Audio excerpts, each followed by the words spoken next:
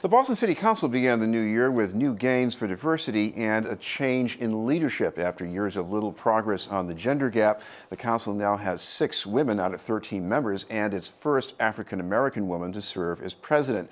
We'd like to welcome her as our guest, the new president and district councilor from Mattapan and Dorchester, Andrea Campbell. Thank you very much for being with us. Thank you for having me. Congratulations. Thank you. I first want to ask you about the thing that I think upstages whoever becomes the president, and that is just looking at that whole body of 13 people and how different that looks from just a little more than 2 years ago. It's exciting.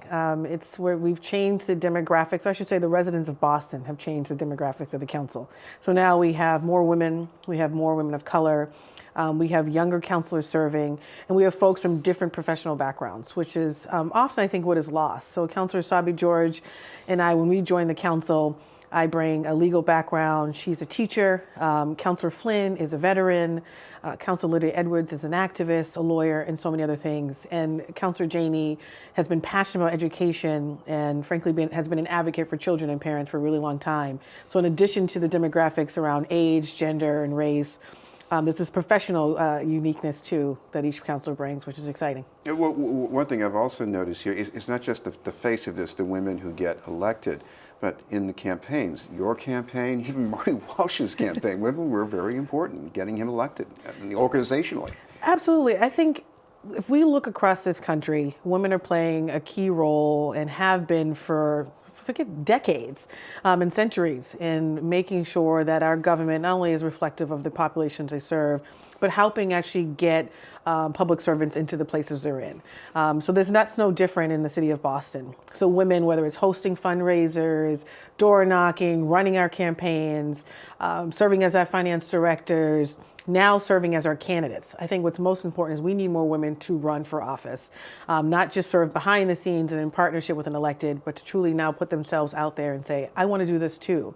And I think Councilor Janey, Councilor Edwards have demonstrated when women run, we win, we succeed, and it's exciting. So we're only going to change the face of councils across the country, the face of municipal government right here in Massachusetts when we have more women running.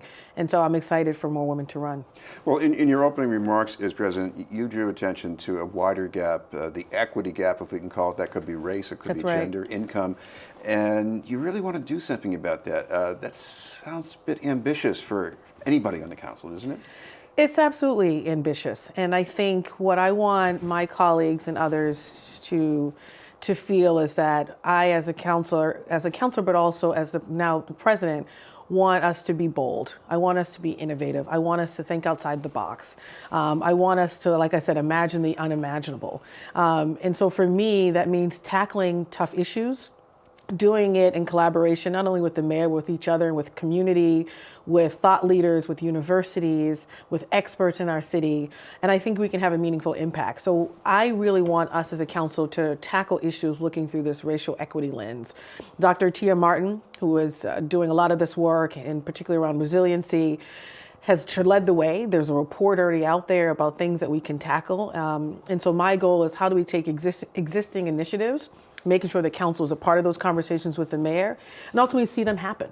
And race is a big issue, obviously, in so many different conversations.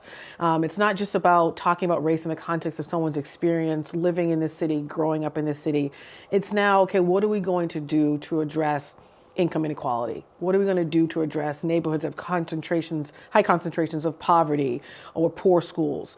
We have the opportunity to do some unique things, and so that's what this is all about, being bold and tackling new issues in a new way. Well, I want to look as a model at one issue that you worked on, which is the idea of having Boston Police wear body cameras. I can imagine other people in other times who would have made a lot of noise about the issue, even if there was nothing that really happened from that.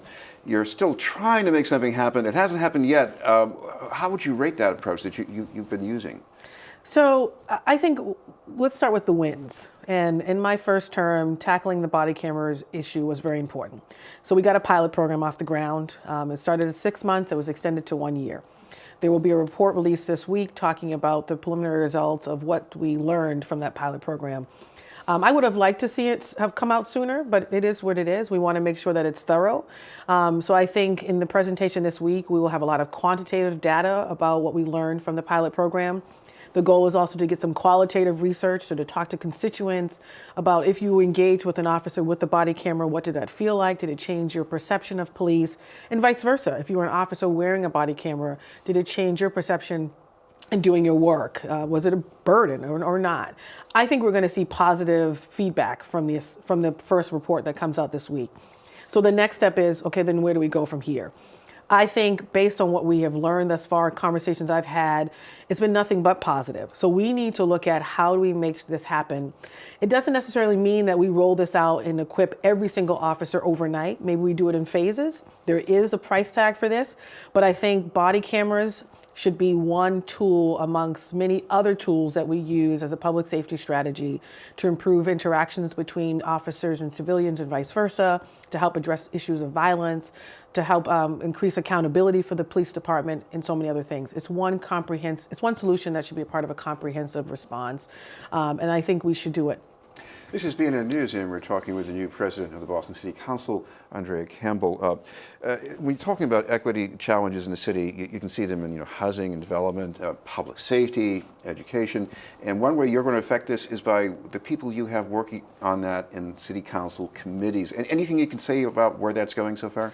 So my goal is to align councilors based on their interests and their strengths to head up certain committees. So Councilor Sabi George will chair the education committee along with Councilor Janey, who will be her vice chair. Councilor Janey is going to take on a committee related to small business development and consumer scam and frauds based on her interests, and also some of these issues that we see within District 7. Councilor Flynn will take on the City Services Committee, along with not just addressing veterans affairs, but military affairs. One of the things he talked about that was important to him was not just looking at our veterans and how we address their concerns, but those who are actively serving, who currently are in the military. What are we doing for them and what could we do for them? I will continue to will vice chair the Committee on Public Safety. My vice chair, Councilor McCarthy, will chair public safety.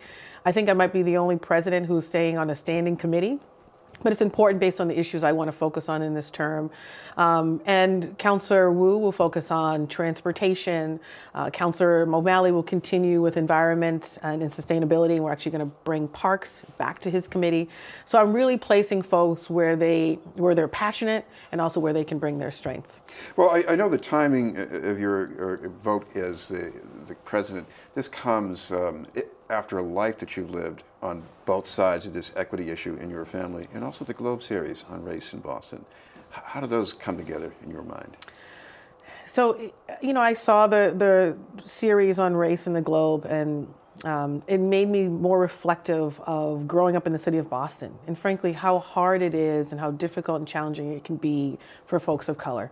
And so it made me think about my own story, my brother's story, my twin brother in particular, who passed away 6 years ago this month after cycling in and out of the criminal justice system, or my father, who was born and raised in Boston and also cycled in and out of the criminal justice system. But they were both intelligent men. They were extremely intelligent. And they were frustrated because oftentimes when you work hard and do all the right things, you still can't make it. You still can't accomplish your dreams. You still can't be successful or accomplish your God-given purpose. And so for me, that story motivates me, it fuels me, and it also makes me question, okay, what can we do in the city of Boston to make sure that every young person has opportunities so their life outcome looks like mine? A successful lawyer, I'd like to thank, a counselor, and of course, the first African-American woman to serve in this role. I'm humbled by it, but we still have a lot of work to do.